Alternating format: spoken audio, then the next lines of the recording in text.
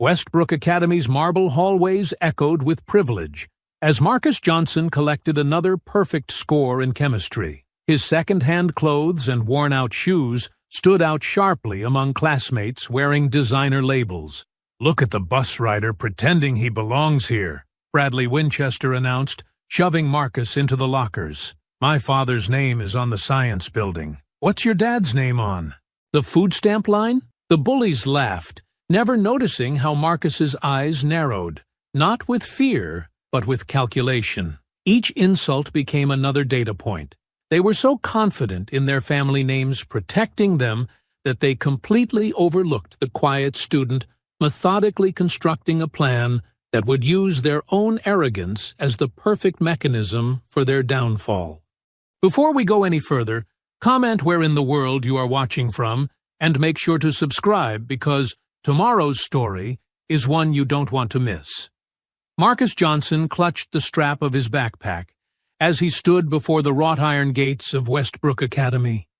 The morning sun glinted off the massive windows of the main building, a structure that looked more like a small college campus than a high school.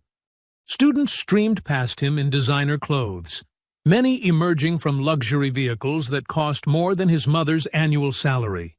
"You've got this," he whispered to himself, repeating his mother's words from breakfast. "They gave you that scholarship because you earned it." The interior of Westbrook was even more intimidating. Gleaming marble floors, wood-paneled walls adorned with oil paintings of distinguished alumni, and trophy cases filled with academic and athletic awards. Marcus checked his schedule, printed on the back of his orientation packet, and made his way toward his first class, advanced chemistry. He found a seat near the front, arranging his second-hand textbook and notebook carefully. The classroom filled quickly with students who seemed to know each other well, their conversations flowing around him like water around a stone. "Is anyone sitting here?" asked a voice. Marcus looked up to see an Asian boy gesturing to the empty chair beside him. "No," Marcus replied. "It's free. I'm James." "First day too? That obvious, huh?" Marcus smiled slightly. "I'm Marcus." Their conversation was interrupted by the arrival of their teacher, Ms. Rivera, a woman in her early 30s with intelligent eyes and a confident stride. "Welcome to advanced chemistry," she announced. "I don't believe in wasting time, so let's begin with a brief assessment to see what you already know. As Mrs. Z. Rivera distributed the test papers, Marcus felt a prickle on the back of his neck. He turned slightly to find 3 boys staring at him from the back row. The tallest one, with perfectly styled blonde hair, whispered something that made the others snicker. Marcus focused on his test, answering the questions methodically. Chemistry had always been his strongest subject, and his previous school's science teacher had given him extra materials to study. When Ms. Rivera called time, he was one of the first to finish. As they filed out of the classroom, Marcus overheard snippets of conversation. "Did you see the charity case? Doesn't even have the right uniform. Probably can't afford it." He gripped his backpack tighter and moved faster through the hallway, but a foot suddenly extended in his path. Marcus stumbled, but caught himself before falling. "Oops," said the blond boy with mock concern. "Didn't see you there." "No problem," Marcus replied evenly, meeting the boy's gaze. "I'm Bradley Winchester," the boy said, as if announcing royalty. "This is Tyler and Ethan." He gestured to his companions, one muscular with dark hair, the other slender with glasses. "And you are—" "Marcus Johnson." "Johnson," Bradley repeated, drawing out the name. "And what does your father do, Johnson?" Marcus hesitated. "I live with my mom. She's a nurse." The 3 exchanged glances. "Well," Bradley said with a smirk, "it's so inspirational that Westbrook has these diversity initiatives. Isn't that right, guys?" "So inspiring," echoed Tyler, the muscular one. "Really brings a tear to my eye." Ethan, the one with glasses, just nodded, a half smile on his face. Marcus felt heat rising in his chest, but kept his expression neutral. "I should get to my next class." "Of course," Bradley replied. "Wouldn't want you to miss anything. Your kind needs all the help you can get." As Marcus walked away, their laughter echoed down the corridor. He'd faced prejudice before, but never in such an environment where he was so completely outnumbered. The scholarship that had seemed like such a blessing suddenly felt like a sentence. The rest of the day passed in a blur of new faces, elaborate facilities, and the growing realization of just how different this world was from his own. When the final bell rang, Marcus found himself mentally exhausted. Outside, while waiting for his bus, he spotted his mother's aging sedan pulling into the pickup lane. She must have switched shifts to surprise him on his first day. The sight of her familiar face, creased with a proud smile, brought the first genuine feeling of warmth he'd experienced all day. "How was it?" Diane Johnson asked, as he slid into the passenger seat.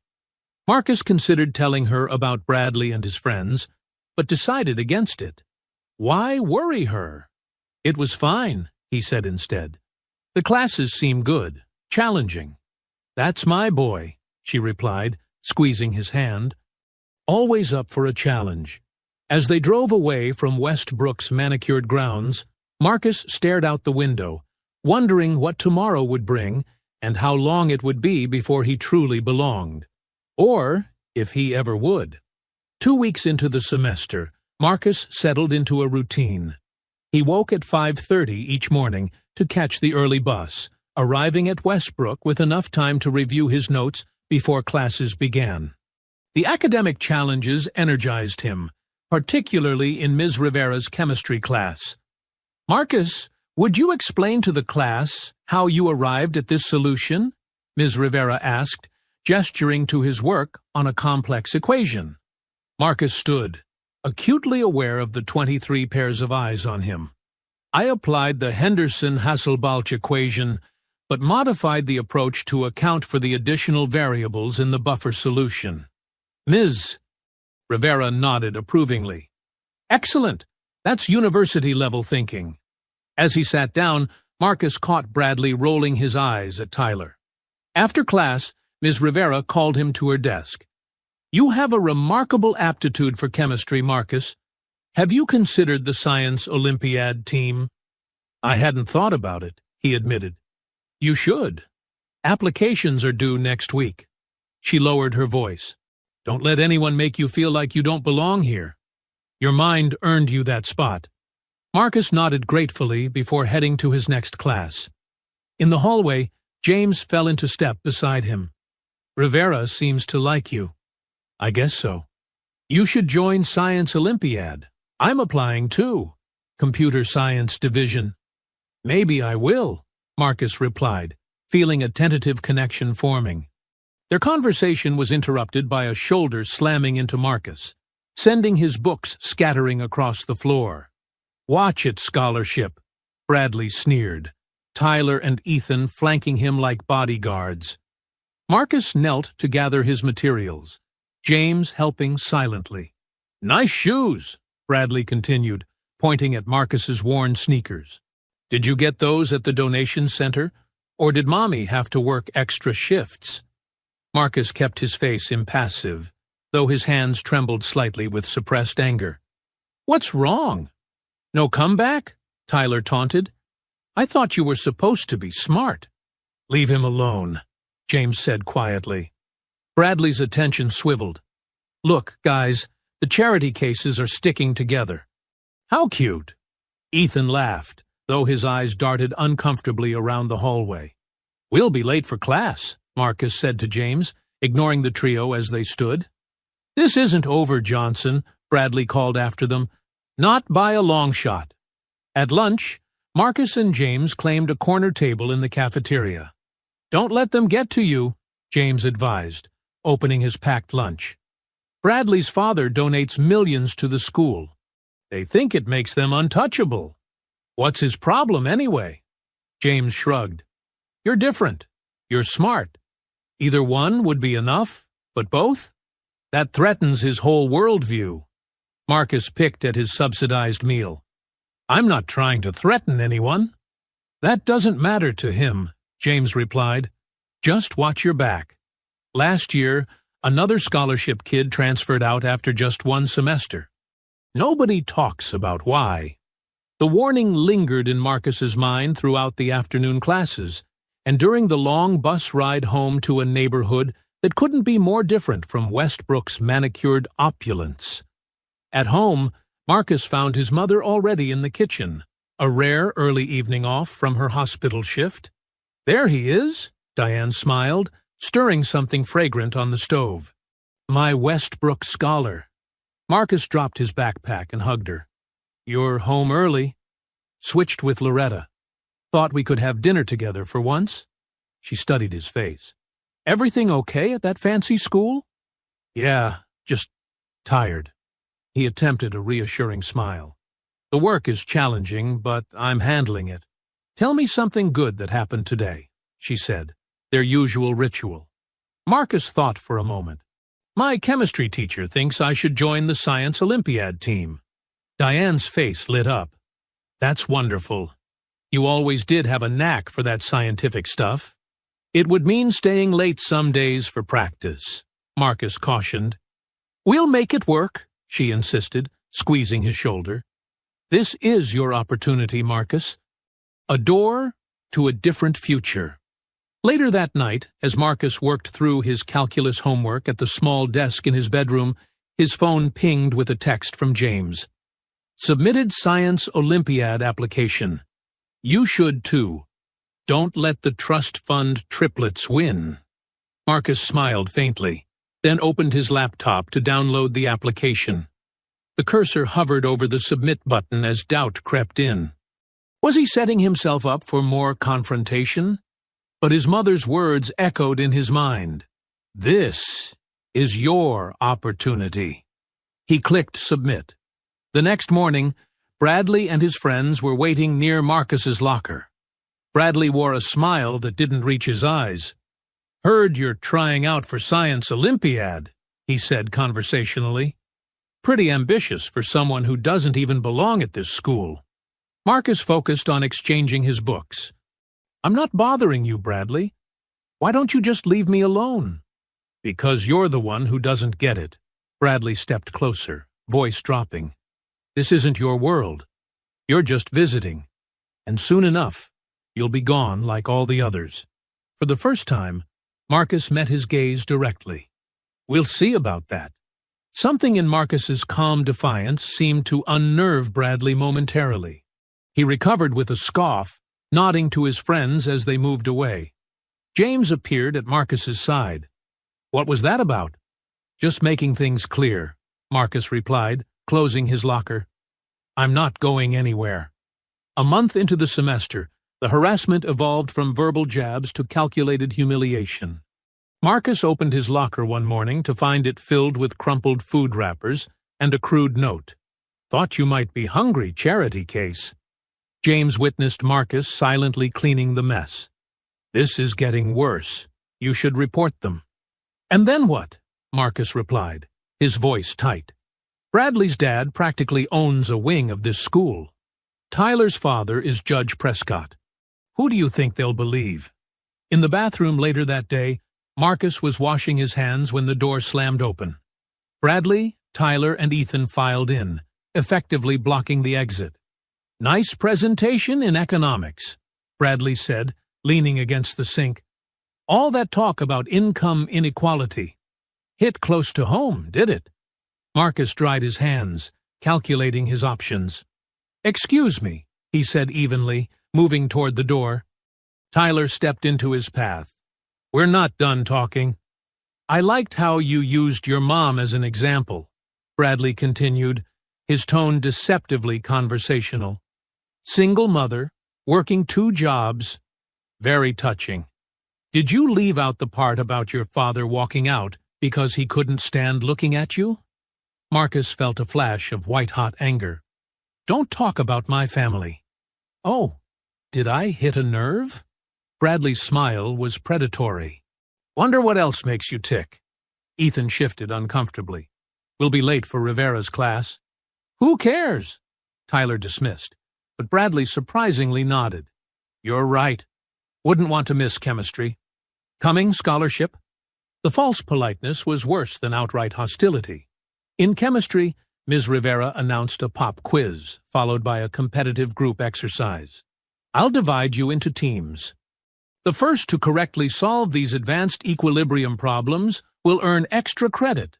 She assigned Marcus to a group with James and 2 other students, while Bradley, Tyler, and Ethan formed another team with a 4th classmate, who looked intimidated by their presence.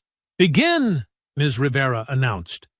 Marcus's group huddled immediately, with Marcus guiding them through the complex problems methodically.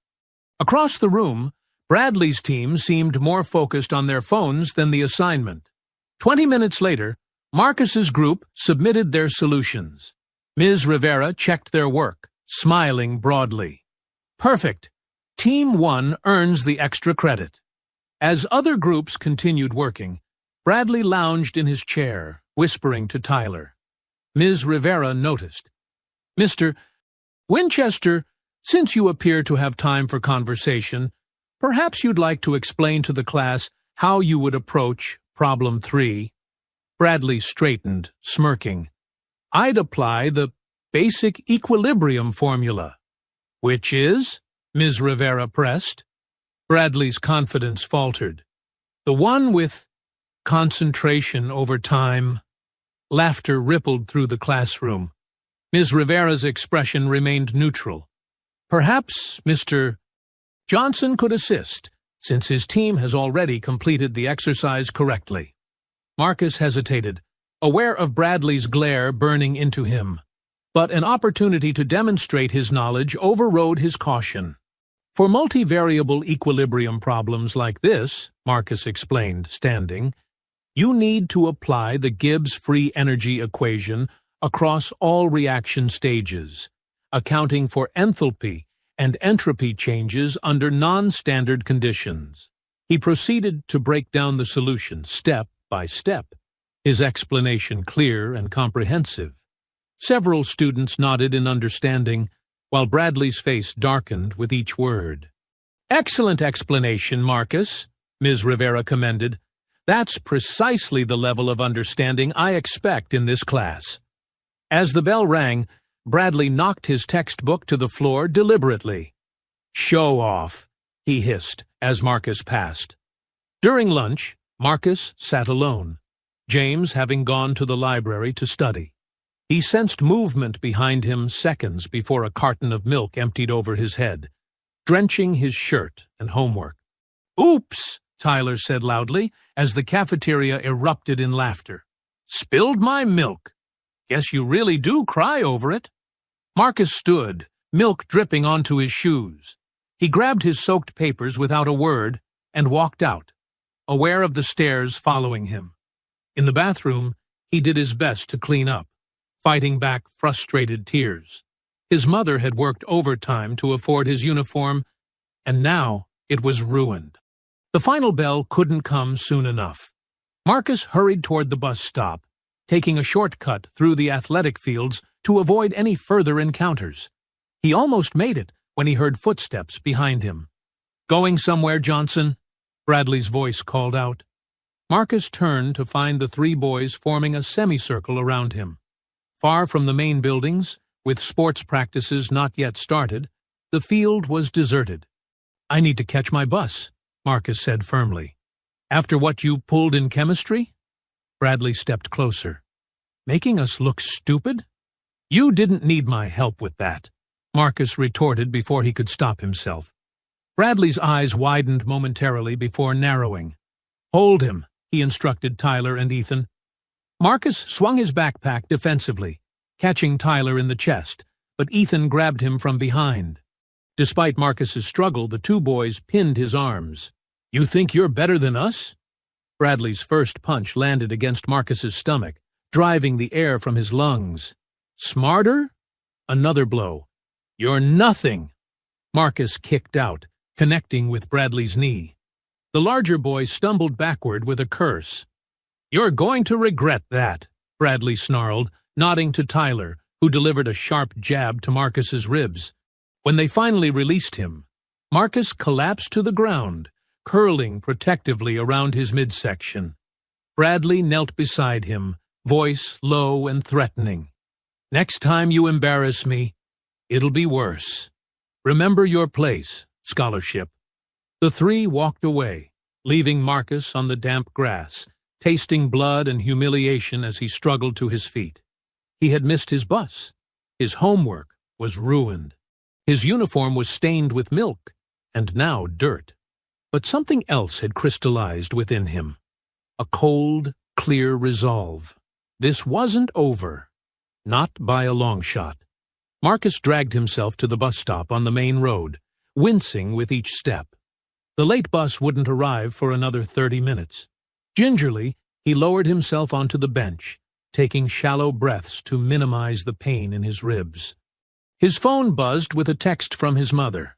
"Working late shift. Dinner in fridge. Love you." At least he wouldn't have to explain his appearance immediately. He examined his reflection in his phone's dark screen. A split lip, dirt-streaked face, but no black eye, thankfully. The worst bruises were hidden beneath his shirt. Across town, Bradley slid into the leather passenger seat of his father's Audi. "Good day?" Mr. Winchester asked absently, eyes on his phone. "Great day," Bradley replied, a satisfied smile playing at his lips. "Really productive." "That's my boy. Speaking of productive, I told Harrington we'd increase our donation for the new science wing. Perfect timing with college applications coming up. The Winchester name on a building never hurts with the Ivy League." Bradley nodded, thinking of Marcus's pained expression. "Absolutely, Dad. It's all about knowing your advantages and using them." In the faculty lounge, Ms. Rivera gathered her materials. She paused when Principal Harrington entered, engaged in conversation with the athletic director. "The zero-tolerance policy looks good on paper," Harrington was saying, "but we need flexibility with certain students. The Prescott boy is our star lacrosse player, and the Winchesters are funding the new science wing. And Montgomery's mother chairs the board," the athletic director added. "Exactly. Some situations require discretion." Ms. Rivera's grip tightened on her folders. This wasn't the first time she'd overheard such conversations. The next morning, Marcus moved carefully through the hallways, each step sending pain through his bruised ribs. He'd managed to clean his uniform and cover the worst of his facial injuries with his mother's concealer, found under the bathroom sink. James spotted him immediately. "What happened to you?" "Nothing," Marcus muttered. "That's not nothing," James insisted, noting Marcus's stiff movements. "It was them, wasn't it?" Before Marcus could respond, Bradley and his friends rounded the corner. Bradley nodded smugly at Marcus, while Tyler pantomimed a punching motion when no teachers were looking. Ethan at least had the decency to look away. "You need to report this," James urged when they were out of earshot. "And say what? I have no proof. It's their word against mine." Marcus adjusted his backpack, hiding a wince. "Besides, I overheard Bradley's father talking to Harrington last week, something about a new science wing donation." In chemistry, Ms. Rivera immediately noticed Marcus's condition. After class, she asked him to stay behind. "Marcus, is everything all right?" she asked gently. "Yes, ma'am. Just clumsy." The lie felt bitter on his tongue. Ms. Rivera studied him, unconvinced. "If someone is bothering you—" "I'm fine," Marcus insisted. "Really?" She sighed. "I want to believe that, but I've been at Westbrook long enough to recognize patterns." She hesitated, then continued in a lower voice. "Last year, a bright student like you transferred out mid-semester. Anthony Garcia. Brilliant mathematician." Marcus remained silent. Before him, there was Zoe Wilson, both scholarship students. Ms. Rivera's expression grew troubled. Both allegedly left for personal reasons, but I saw the bruises on Anthony before he disappeared. "What happened to them?" Marcus asked quietly. "The official story?" family relocated, financial difficulties, but I heard Anthony's parents threatened a lawsuit that mysteriously went away after a sizable, anonymous donation to their moving expenses. She met his eyes directly. Westbrook has a zero-tolerance policy against bullying on paper, but certain students seem exempt. The bell rang, signaling the next period. I should go, Marcus said, gathering his books. Marcus, Ms. Rivera stopped him. Whatever you're dealing with, be careful. And know that not every teacher here values donations over students. As he limped to his next class, Marcus's mind raced. Anthony Garcia, Zoe Wilson.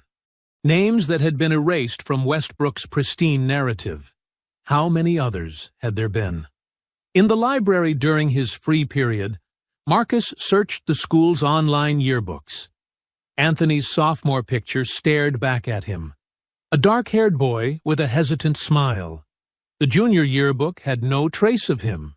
Further searching revealed an old-school newspaper article about Anthony winning a regional math competition, alongside a quote from Principal Harrington about Westbrook's commitment to nurturing talent regardless of background. Marcus closed the browser, a plan beginning to take shape in his mind. They thought they'd broken him, shown him his place. But they had only shown him exactly what he needed to see, how the system worked, and how it could be turned against them. You're not seriously considering fighting back, are you? James asked, voice low as they sat in a secluded corner of the school library. 3 days had passed since the assault, and Marcus's physical pain had dulled to a persistent ache. Not physically, Marcus replied, sliding his notebook toward James. Inside were meticulous notes on Bradley, Tyler, and Ethan, their schedules, routines, and patterns he'd observed. James whistled softly. This is thorough, almost scary. Know your enemy, Marcus quoted. They think they're untouchable because of their parents. But everyone has weaknesses. What exactly are you planning? Marcus hesitated. I'm not sure yet. But when those 3 got away with attacking me, it wasn't their first time. They've driven others out of Westbrook. I'm looking for a way to expose them that can't be covered up or dismissed. James pulled out his laptop, checking to ensure no one was watching. I might be able to help with that. I have access to the school network. Marcus raised an eyebrow. How? Last semester, I helped the IT administrator update some systems. He's not very security-minded. James typed rapidly. The school keeps digital records of everything. Incident reports, complaint filings, even emails between administrators about disciplinary measures. Can you find anything about Anthony Garcia or Zoe Wilson? James's fingers flew across the keyboard. Give me a few days. I don't want to trigger any alarms. Bradley lounged on the leather couch in his family's media room. Tyler and Ethan sprawled in nearby recliners. Did you see Johnson skulking around today? Bradley laughed. Like a beaten dog. Tyler snorted. Maybe he'll finally get the message and disappear like that Garcia kid. My father says his parents threatened to sue, Bradley added, scrolling through his phone. Dad wrote them a check and poof, problem solved. Ethan frowned slightly. Don't you think we went too far? He was bleeding. Please, Bradley dismissed. He embarrassed us in front of the entire class. He got what he deserved. Besides, Tyler added, it's not like anyone cares. The scholarship trash come and go. We're the ones who matter here. Ethan said nothing, but his discomfort was evident in his silence. Stop being such a wuss, Ethan, Bradley chided. Your mom's on the board. You're one of us, remember? Not one of them. Ethan nodded, but his eyes remained troubled. Tohit. The next day, Marcus approached Ms. Rivera after class. I've been thinking about what you said, he began carefully, about Anthony Garcia and Zoe Wilson. Ms. Rivera closed the classroom door. And? I need to understand how the system works here. If something happens, who decides what goes into the official record? She studied him with concern. Incidents are supposed to be documented by the witnessing teacher, then reviewed by Principal Harrington. Serious infractions go to the disciplinary committee, which includes 2 board members and 3 faculty representatives. She paused. In theory. And in practice? In practice, Harrington has final say on what reaches the committee. Certain incidents involving prominent families tend to be handled administratively. Marcus nodded slowly. So, a student's word against Winchester or Prescott would likely go nowhere, she confirmed, unless there was irrefutable evidence or multiple witnesses willing to speak up. Marcus absorbed this. What if the evidence came from them directly? Something they couldn't deny? Ms. Rivera's expression grew alarmed. Marcus, be careful. Whatever you're thinking, I'm just trying to protect myself, he assured her, not entirely truthfully. Evidence only works when the system wants it to, she warned. And at Westbrook, the system is heavily influenced by donor names on buildings. After school, Marcus walked the campus with new purpose, noting security camera placements, blind spots, and gathering areas. He timed how long it took administrators to respond to disturbances and identified which teachers patrolled which areas during lunch periods. He made a careful note when he discovered Bradley and his friends regularly gathered behind the field house to smoke, a clear violation of school policy, but in a camera blind spot. James met him by his locker the following morning, expression serious. I found something, he whispered, passing Marcus a USB drive. Emails about Garcia. They're enlightening, and there were 6 others before him in the past 3 years, all scholarship students. 6? Marcus repeated, pocketing the drive. 6 that filed complaints, all transferred out within a semester. Most involved the same 3 names. Marcus's fingers closed around the drive. This isn't just about me anymore. No, James agreed solemnly. It never was. Marcus was careless, reaching for the cereal. His shirt rode up, revealing the yellowish-purple bruising along his ribs, bruises that after nearly a week were still vividly apparent. Diane Johnson froze in the kitchen doorway, her nurse's eyes immediately assessing the injury. Marcus Alexander Johnson. What is that? He quickly tugged his shirt down. It's nothing, Mom. Don't you dare. Her voice was tight with controlled fury. Lift your shirt. Now. Reluctantly, Marcus complied. His mother's sharp intake of breath told him everything. Who did this to you? The calm in her voice was more frightening than yelling would have been. It doesn't matter. It doesn't. Diane set her coffee mug down with enough force to slosh liquid over the rim. Someone hurt my child. It matters. Was it at school? Marcus's silence was answer enough. I'm calling Principal Harrington right now. She reached for her phone. Mom, don't! Marcus's voice cracked with unexpected emotion. Please, you'll only make it worse. Worse? How could it be worse than my son being beaten and hiding it from me? Because they'll just deny it, and their parents will back them up, and then they'll know I told. His words tumbled out in a rush. The principal won't do anything.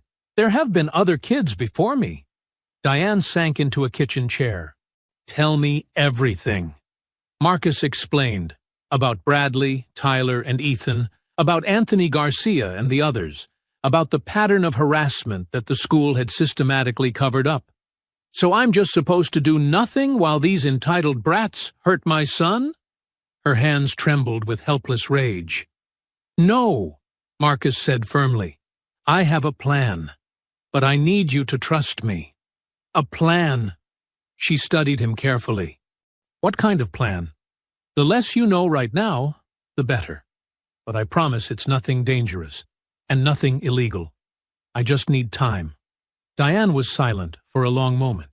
2 weeks, she finally said. You've got 2 weeks. After that, I'm going to that school, and God help anyone who tries to stop me. At school, Bradley seemed to be everywhere. watching Marcus in the hallways, bumping into him between classes, making pointed comments just loud enough for him to hear. "Keeping secrets, Johnson?" Bradley whispered as they passed in the cafeteria. Not very smart. Marcus maintained his composure, but inside, alarm bells were ringing. Could Bradley somehow know about his investigation? Later, as Marcus retrieved books from his locker, Ethan approached alone. An unusual occurrence. "They know you've been asking questions," Ethan said quietly, pretending to check his phone. "About Garcia. And you're warning me because—" Ethan shifted uncomfortably. "They're planning something. I don't know what exactly, but be careful." Before Marcus could press further, Ethan walked away, merging into the crowd of students. During last period, Marcus's phone buzzed with a text from James. "Computer lab, now." Marcus found James hunched over a monitor, face pale. "Someone tried to access my school account. They might know I've been in the system. Could they trace it back to what you found?" "I don't think so, but we can't be too careful." James handed Marcus a memory card. "I made copies of everything.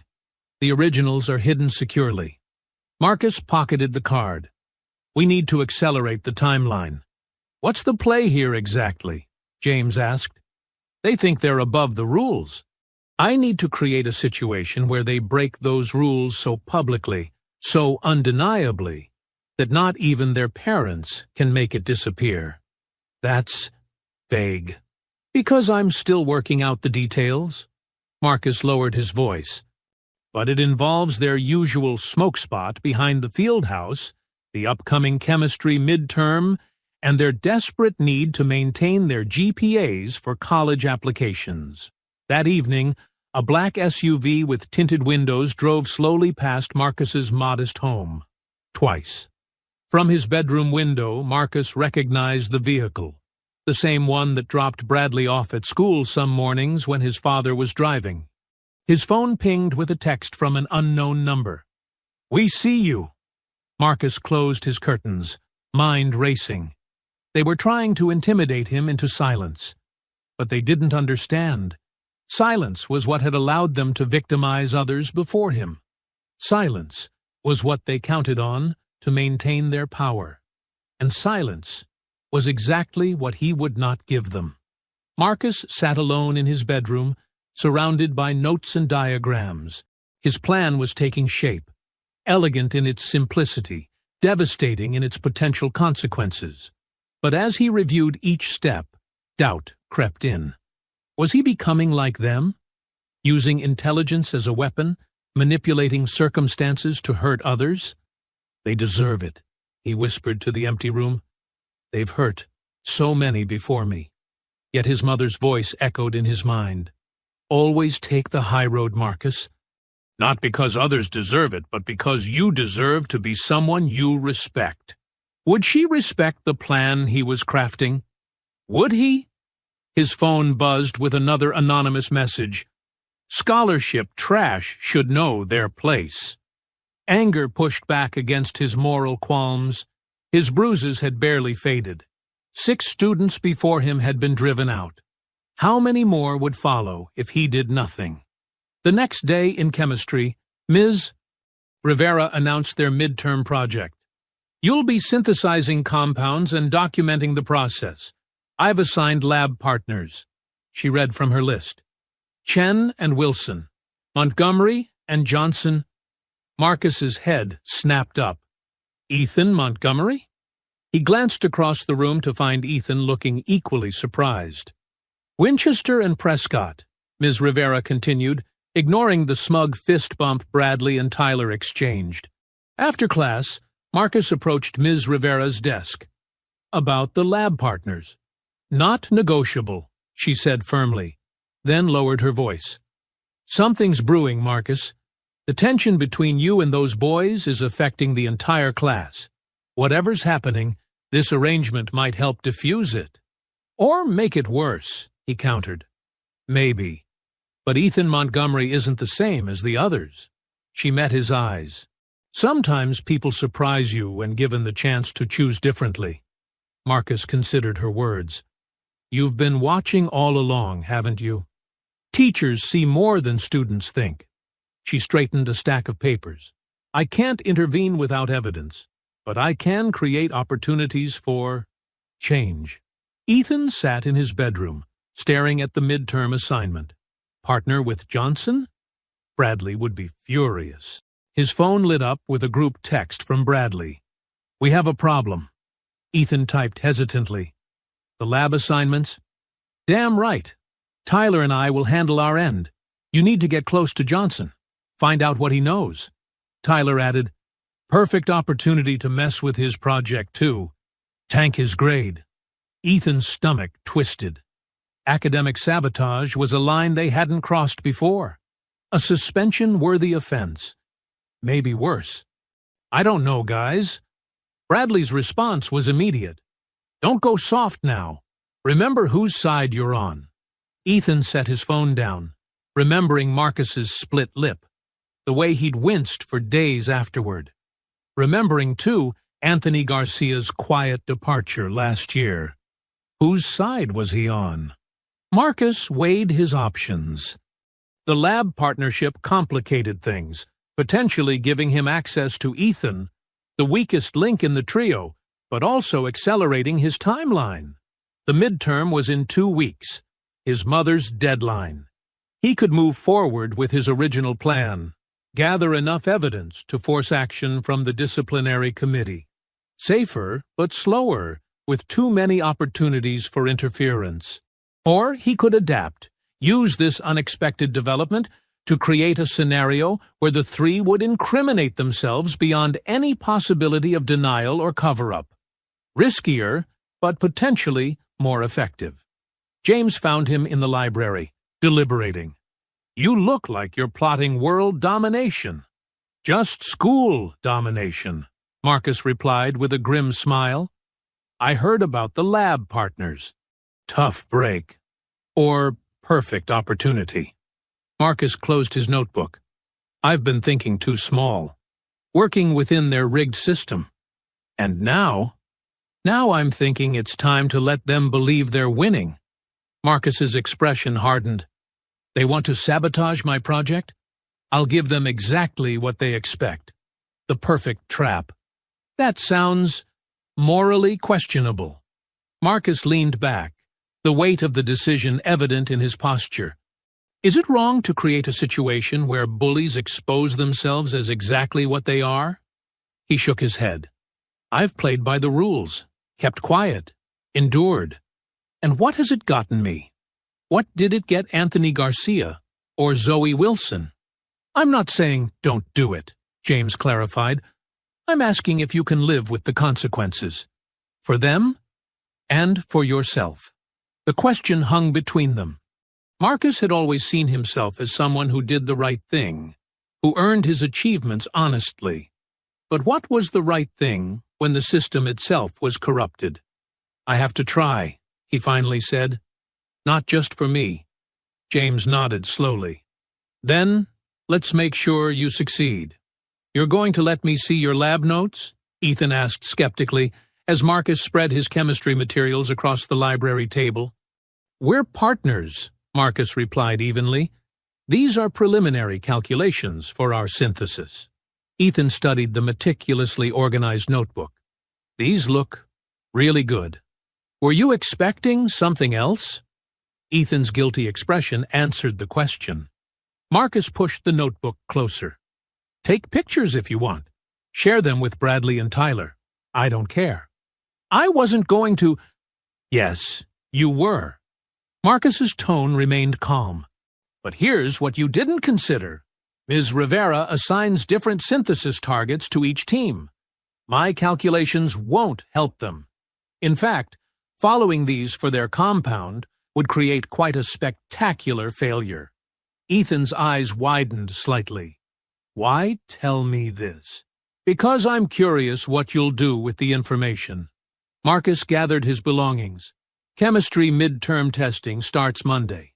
3 days from now. James finished uploading the final document to the secure folder they'd created. That's the last of Garcia's emails, he confirmed. 7 complaints filed against Bradley, Tyler, and Ethan over 2 years. All buried. Marcus nodded.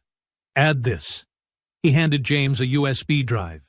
Security footage from behind the field house. Bradley and his friends smoking. And this, he slid over a second drive, is the recording of Tyler bragging about how his dad took care of his underage drinking citation last summer. Where did you get these? The smoking footage was easy. The maintenance shed camera covers that area, but nobody checks it. The drinking story was just Tyler being careless at a party. Someone I know had it on their phone. James looked impressed. You've been busy. Just thorough, Marcus corrected.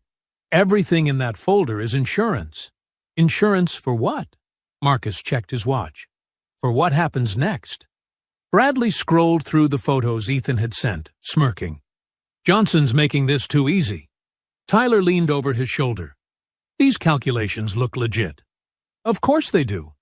The scholarship kid needs his grades. Bradley forwarded the images to his private email. We'll use these to create our own brilliant project, and he'll crash and burn with whatever garbage Montgomery helps him produce. What if Rivera realizes we cheated? Please, Bradley scoffed. My father's name is going on the science wing. She wouldn't dare. Principal Harrington frowned at the anonymous email in his inbox. The subject line read, Pattern of Harassment at Westbrook Academy. The message contained links to a cloud folder filled with documents, emails, incident reports, and testimonials from former students, all pointing to a disturbing pattern involving the sons of 3 of Westbrook's most influential families. His first instinct was damage control. These were serious accusations, but Winchester, Prescott, and Montgomery weren't just students. They represented millions in donations and generations of legacy. His finger hovered over the delete button when his secretary buzzed. Mr. Harrington, there's a reporter from the Tribune on line 2. Something about student safety concerns at Westbrook. Harrington froze. How had this reached the press already?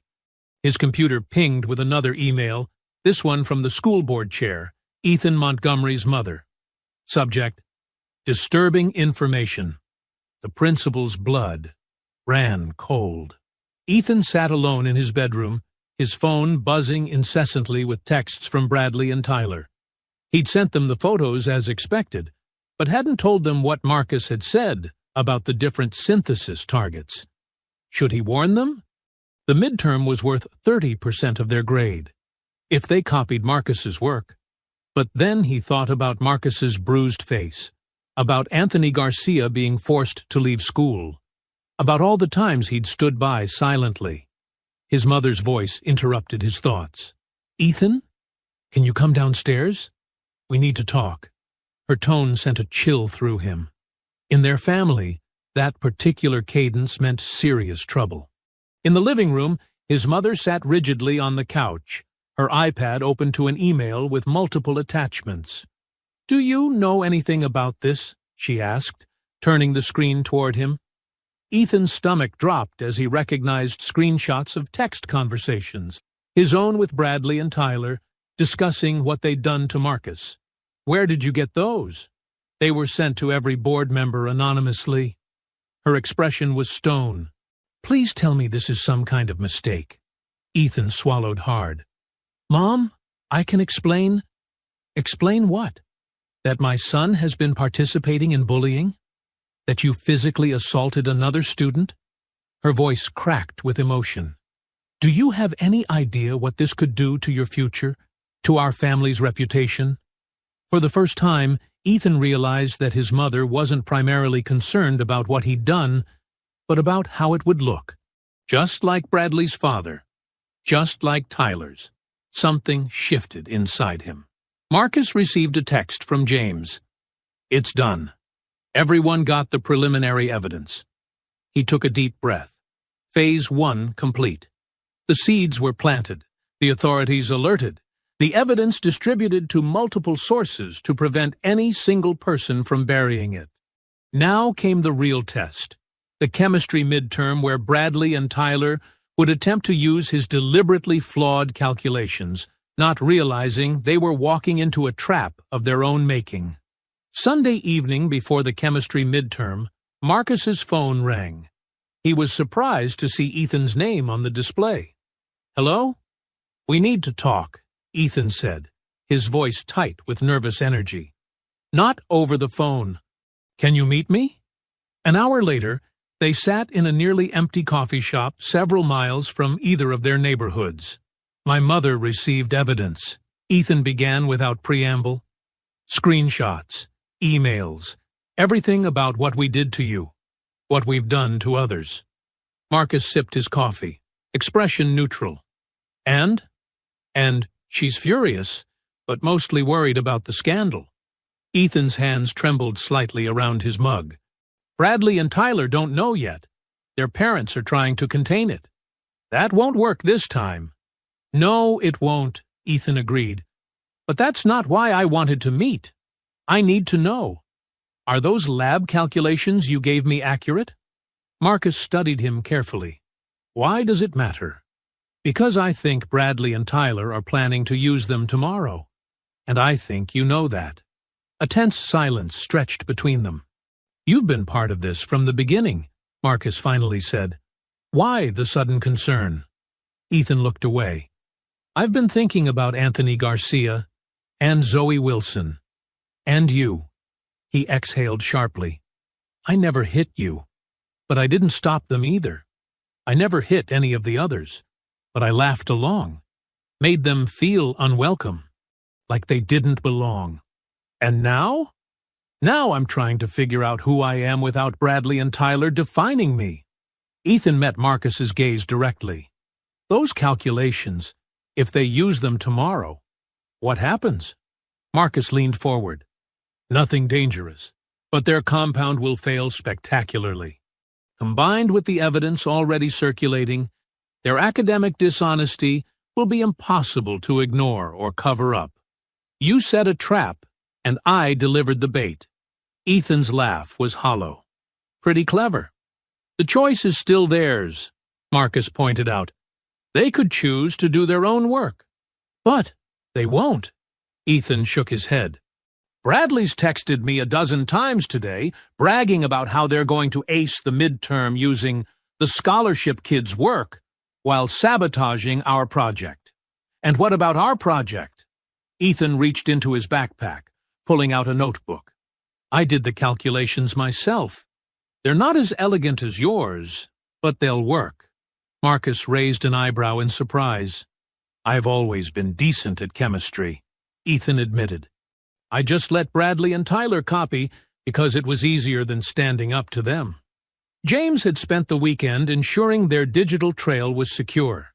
Every piece of evidence they'd gathered was backed up on multiple platforms, set to automatically release to relevant authorities if tampered with. "The school's IT security is a joke," he told Marcus as they met before first period. "But your plan isn't. Are you sure about this?" "Too late to back out now." Marcus nodded toward the administration building, where unusual activity was visible through the windows. "Something's happening already." "Montgomery Family Damage Control," James guessed. "Word is his mom called an emergency board meeting for this afternoon.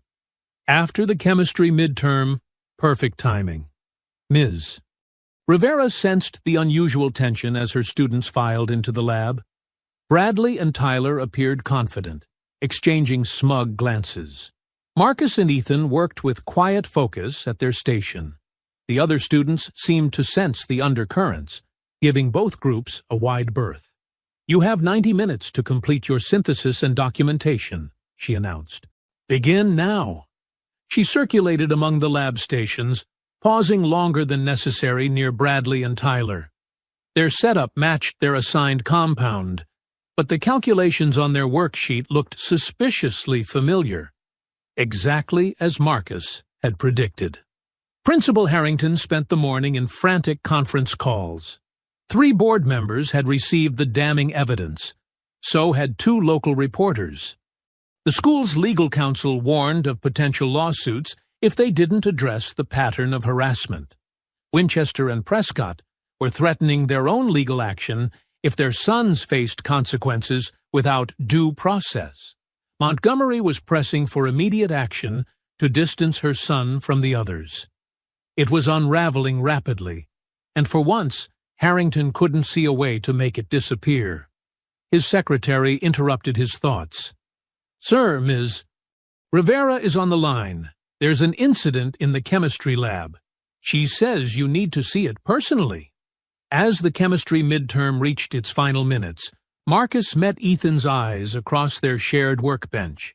Their synthesis was proceeding perfectly. Across the room, Bradley and Tyler's compound had developed a strange purple hue, entirely different from the clear solution they were supposed to produce. "Something's wrong," Tyler muttered, panic edging into his voice. Bradley glared in Marcus's direction. "That lying scholarship trash gave us the wrong formula." Their increasingly desperate attempts to correct their work drew Ms. Rivera's attention. "Is there a problem, gentlemen?" she asked. Bradley's face flushed with anger.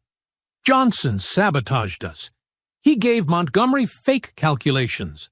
"Interesting accusation," Ms. Rivera replied calmly, "especially since each team has a different synthesis target." The color drained from Bradley's face as the implications sank in. "Unless," Ms. Rivera continued, "you were attempting to use another team's work as your own?" The lab fell silent as every student turned to watch the unfolding drama.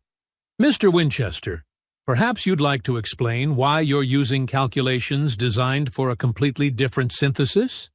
"Mrs. East." Rivera's voice cut through the tense silence of the lab. Bradley's face contorted with rage. "Ask Johnson. He set us up." Principal Harrington appeared in the doorway, surveying the scene with growing alarm. "What's happening here, Ms. Rivera?" Before she could answer, Bradley pointed accusingly at Marcus. "He sabotaged our midterm project. He tricked Montgomery into giving us fake formulas." All eyes turned to Ethan, who stood frozen beside Marcus. "Is this true, Mr. Montgomery?" Principal Harrington asked. The moment stretched, heavy with consequence. Ethan looked from his longtime friends to Marcus, then back to the principal. "No, sir," he finally said, his voice surprisingly steady. "I never gave them any formulas. In fact, they've been planning to steal Marcus's work for days." Bradley's mouth fell open. "You lying?" "I have the texts," Ethan continued, pulling out his phone, "where they discussed copying his work and sabotaging his project, where they talked about beating him up behind the field house, where they bragged about forcing out other scholarship students." Tyler lunged toward Ethan, but Ms. Rivera stepped between them. "Mr. Prescott, control yourself." "You backstabbing traitor," Tyler shouted. "After everything we've done for you." "Done for me?" Ethan's voice rose. "You mean making me complicit in assaulting other students? In driving them out of school? In making me someone I hate every time I look in the mirror?" Principal Harrington raised his hands. "All of you, my office, now." "Sir," Ms. Rivera interjected, "we need to document this academic dishonesty properly. It's an explicit violation of the honor code." "I'm aware, Ms. Rivera." Harrington's tone was clipped. "We'll handle this administratively, like you handled Anthony Garcia's complaints." Marcus spoke for the first time. "Or Zoe Wilson's? Or the 6 other scholarship students who were harassed until they left Westbrook?" The principal's face paled. "That's enough, Mr. Johnson." "No, it's not nearly enough." Marcus stood taller. "Everyone in this room just witnessed Bradley openly admit to stealing academic work and attempting to sabotage another student. This isn't an isolated incident. It's part of a pattern that the administration has been covering up for years." Murmurs spread through the lab as other students exchanged glances. "I said that's enough." Harrington's voice rose. "All 4 of you, to my office immediately. The rest of you, continue your work." No one moved. "Actually, sir," Ms. Rivera said firmly, "as the witnessing teacher, I need to file a formal incident report. per the school's zero-tolerance policy on academic dishonesty and harassment. I'll determine what policies apply here, Harrington bristled. The same way you determined they didn't apply when Bradley and his friends put Anthony Garcia in the hospital last year. James had entered the lab, phone in hand. Because I have the email where you told his parents that Westbrook couldn't conclusively determine who was responsible, despite 3 eyewitness accounts. Shocked gasps filled the room. Bradley's composure cracked completely. My father funds half this school. You think some scholarship trash can come in here and what? Marcus interrupted. Expect to be treated with basic human dignity? Expect the school's own policies to be enforced regardless of whose parents donate buildings? Tyler grabbed Bradley's arm. Shut up, man. Everyone's recording this. Sure enough, several students had their phones out, capturing the confrontation. Principal Harrington seemed to deflate before their eyes, his authority evaporating as he realized how completely the situation had escaped his control. The board meeting, he said weakly. We're addressing these concerns this afternoon. After you've had time to control the narrative? Marcus shook his head. Every board member already has copies of all the evidence. So do 2 local newspapers. There is no administrative solution this time. Bradley lunged suddenly, shoving past Ms. Rivera to grab Marcus by the shirt. You think you're so smart, don't you? This doesn't change anything. Your father will what? Marcus didn't struggle against Bradley's grip. Buy another building? Write another check? That worked when no one was watching. Everyone's watching now. Security personnel appeared in the doorway, summoned by another teacher. Mr. Winchester, Harrington barked. Release him immediately. Bradley's grip tightened. You've ruined everything, he hissed. No, Marcus replied calmly. You did that yourself. Every time you chose cruelty over decency. Every time you thought your family name put you above the rules. The security officers moved forward, separating the boys. The power dynamics that had defined Westbrook Academy for years visibly shifted in that moment. The privileged suddenly accountable. The marginalized suddenly heard. As they were escorted from the lab, Ethan fell into step beside Marcus. I should have done that a long time ago, he said quietly. Better late than never, Marcus answered. The administrative conference room buzzed with tense energy. Emergency board meetings usually involved budget discussions or curriculum approvals, not potential scandals that threatened the school's reputation. Marcus sat with his mother on one side of the long table. Diane Johnson had arrived 20 minutes after Marcus's call, still wearing her hospital scrubs, her face a mask of controlled fury. You should have told me how bad it was, she whispered, squeezing his hand. I wanted to handle it myself, he replied. You did. Pride mixed with concern in her eyes. I just wish you hadn't had to. Across the table sat Bradley and his parents, Tyler and his father, Judge Prescott had arrived without his wife, and Ethan with his mother. The 3 families were noticeably distanced from one another, solidarity apparently fracturing under pressure. Principal Harrington entered with the remainder of the disciplinary committee, 2 board members and 3 faculty representatives, including Ms. Rivera. The tension in the room ratcheted higher.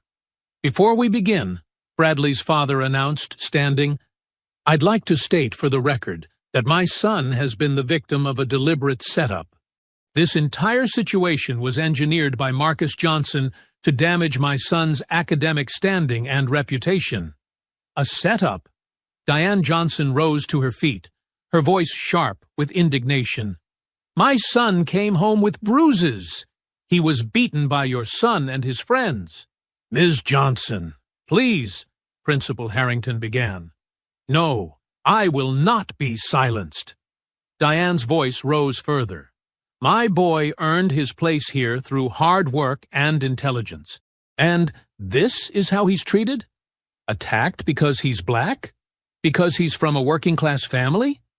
Bradley's father's face reddened. "How dare you insinuate?" "I'm not insinuating anything," Diane shot back. "I'm stating facts. Your son is a bully who thinks his family name puts him above consequences." Judge Prescott stood, pointing a finger at Diane. "You need to control yourself, Ms. Johnson. These accusations are based on manipulated evidence and have been grossly exaggerated. My son admits to a momentary lapse in judgment regarding the chemistry assignment, but categorically denies any pattern of harassment." "Momentary lapse?" Diane's laugh was bitter and loud. "There are 6 other students who were driven out of this school by your sons. 6! Where's their justice?" Principal Harrington banged his gavel. "Everyone! Please return to your seats. This is a formal proceeding." The room reluctantly quieted, though the tension remained palpable.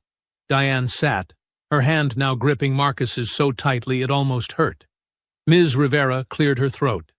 "With all due respect, Judge, the evidence of academic dishonesty was witnessed firsthand by an entire classroom of students. As for the historical pattern, many of these incidents were properly reported through official channels at the time, yet no action was taken." Bradley's father leaned forward. "Claudia, our family has donated millions to this institution.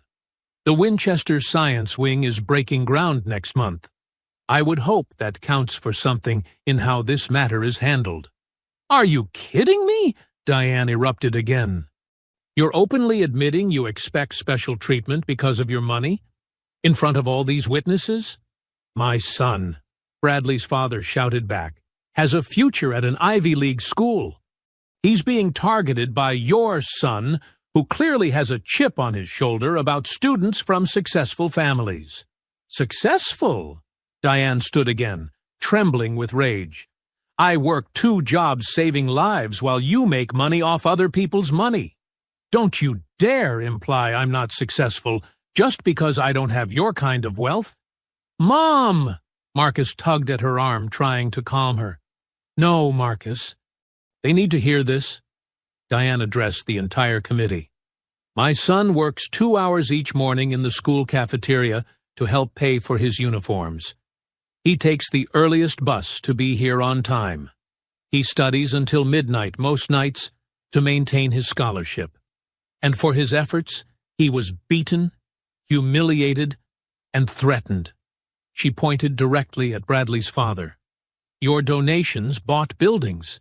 They did not buy the right for your son to assault mine. This is outrageous." Tyler's father, Judge Prescott, slammed his hand on the table. "I will not sit here and be lectured about privilege by—" "By what?" Diane challenged, eyes flashing. "Say it, Judge. By what?" An uncomfortable silence fell, as the judge visibly restrained whatever he had been about to say. Before anyone could speak again, the door burst open. James entered with a school security officer carrying a laptop. "Sorry to interrupt," James said, not sounding sorry at all.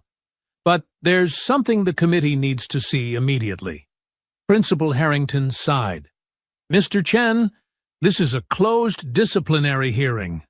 "It concerns evidence that's being deleted as we speak," James replied. "Security camera footage from the school's server is being systematically erased right now, including footage of the assault on Marcus." All eyes turned to Bradley's father, whose face remained impassive. "That's a serious accusation," Harrington said. "It's not an accusation. It's a fact. I set up alerts to notify me if anyone accessed those specific files." James turned his laptop around. "The deletions are being executed from an IP address registered to Winchester Investment Group." "This is unbelievable!" Diane's voice filled the room. "They're destroying evidence right now." Bradley slumped in his chair, while his father jumped to his feet. "This is a witch hunt. You have no proof that—" "We have all the proof," Diane shouted back. "What kind of example are you setting? Deleting evidence? Covering up assaults? Is this the success you're so proud of?" Mrs. Montgomery suddenly stood. "Enough!" Her commanding tone silenced the room. "This meeting is a formality. The board has already voted to enforce the zero-tolerance policy in this case." She glanced at her son. "All 3 boys will face appropriate consequences, regardless of family connections or donations." "You can't do that!" Bradley's father yelled, face purple with rage. "After everything my family has contributed."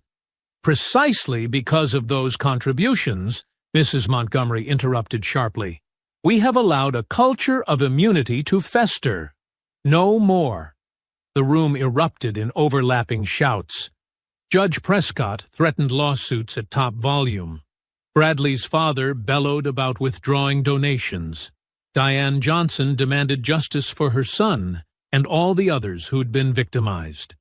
Through the chaos, Marcus caught Ethan's eye across the table. The other boy gave a small, resigned nod, acknowledgement that the reckoning they had both, in different ways, set in motion, was now inevitable. The disciplinary committee called for a brief recess to review all evidence before rendering their decision.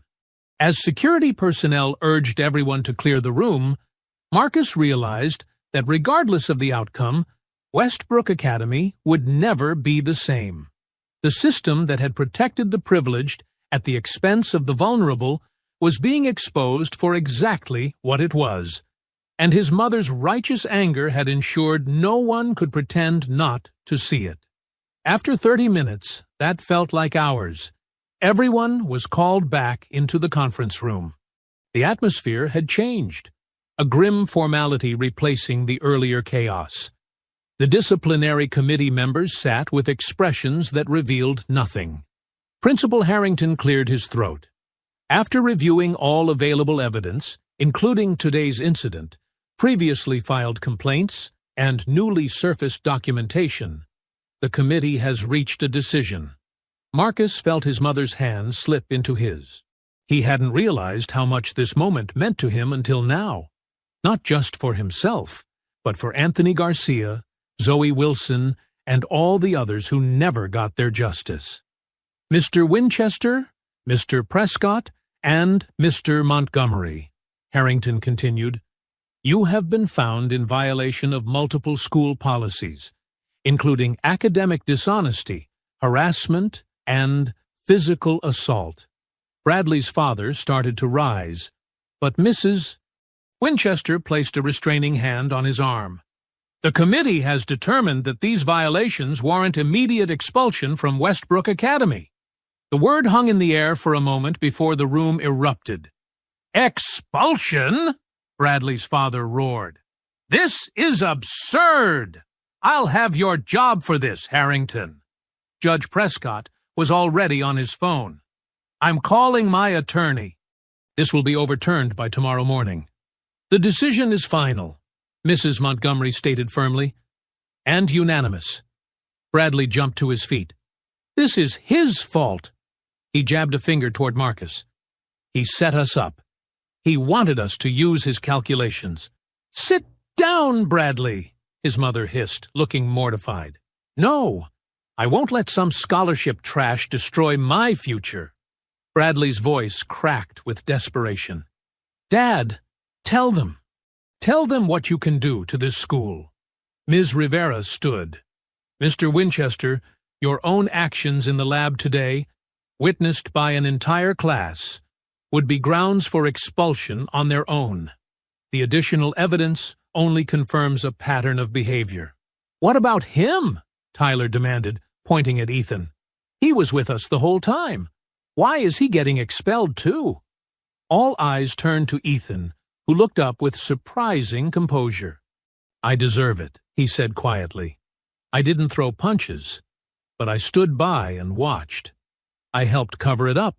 I'm just as guilty." His mother placed a hand on his shoulder, her expression a complex mixture of disappointment and something like respect. "What about college?" Bradley's voice had shifted from rage to panic. "What about Princeton? They can't know about this." "Your actions have consequences," Principal Harrington replied. We are required to report disciplinary expulsions to any institutions requesting your records. You've ruined me! Bradley lunged across the table toward Marcus. Security personnel moved quickly, but not before Judge Prescott grabbed his son's arm. Tyler, enough! The judge shouted. You're making this worse! The reality of their situation seemed to finally hit Tyler. His face crumpled. Dad, please, fix this. For the first time, Judge Prescott looked genuinely helpless. I can't. Mrs. Montgomery addressed the committee. While I accept the ruling regarding my son, I would request the board consider his actions today in acknowledging the truth and his lesser role in the physical assaults. Principal Harrington nodded. The committee has noted that distinction. Mr. Montgomery's academic records will reflect that he self-reported his involvement and cooperated fully with the investigation. Ethan looked up, surprised. It wasn't exoneration, but it was something. A chance at redemption. Cooperation, Bradley spat. You mean betrayal. No, Ethan said, finding his voice. I mean choosing right over wrong. Finally. Marcus had remained silent throughout, watching the scene unfold with a strange sense of detachment.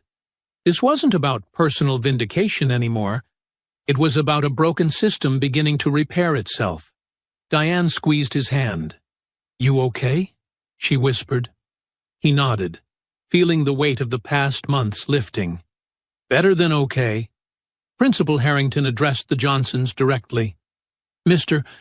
Johnson, I want to extend the school's sincere apology for failing to protect you and other students. Westbrook has clearly fallen short of its responsibility to provide a safe learning environment for all students, regardless of background. An apology doesn't erase what happened, Diane replied, her voice steady. But acknowledging the wrong is the first step toward making it right. Ms. Rivera spoke up. The board has also approved a full review of all harassment complaints from the past 5 years, with outreach to affected students and families. As the meeting concluded, the 3 expelled students and their families were escorted out separately. Bradley and his parents left first, his father already on the phone, threatening lawsuits. Tyler followed with Judge Prescott, who looked suddenly older, the power he had wielded so confidently now impotent against the evidence. Ethan was the last to leave. He paused by Marcus's chair. I'm sorry, he said simply, for everything. Marcus met his gaze. Make it count, he replied. Whatever comes next, make it count. 3 weeks after the disciplinary hearing, Westbrook Academy felt like a different place. The hallways buzzed with the same activity, but the undercurrents had shifted. Students from different backgrounds mingled more freely, as though an invisible barrier had been removed. Marcus closed his locker to find James waiting for him, grinning. Have you seen the school paper? James held up the latest edition of the Westbrook Chronicle. The headline read, Board approves new anti-harassment policies, creates scholarship fund for underrepresented students. Ms. Rivera showed me earlier, Marcus replied. The Montgomery Fund for Educational Equity. Ethan's mom is trying to make amends. Speaking of which, James nodded toward the main entrance, where Ethan stood with a woman who appeared to be Anthony Garcia's mother. The local news had covered the story extensively. Bradley's father had withdrawn his donation for the science wing, but 3 alumni had stepped forward to replace the funding, with the condition that it be named after Anthony Garcia and all students who faced discrimination at Westbrook. Marcus had received emails from both Anthony and Zoe, thanking him for what he'd done and sharing their own stories of rebuilding their lives after Westbrook. Their words meant more to him than any official acknowledgement. Ready for chemistry? James asked, falling into step beside him. Always. Ms. Rivera smiled as they entered her classroom. She'd been appointed to head the new student advocacy office, in addition to her teaching duties.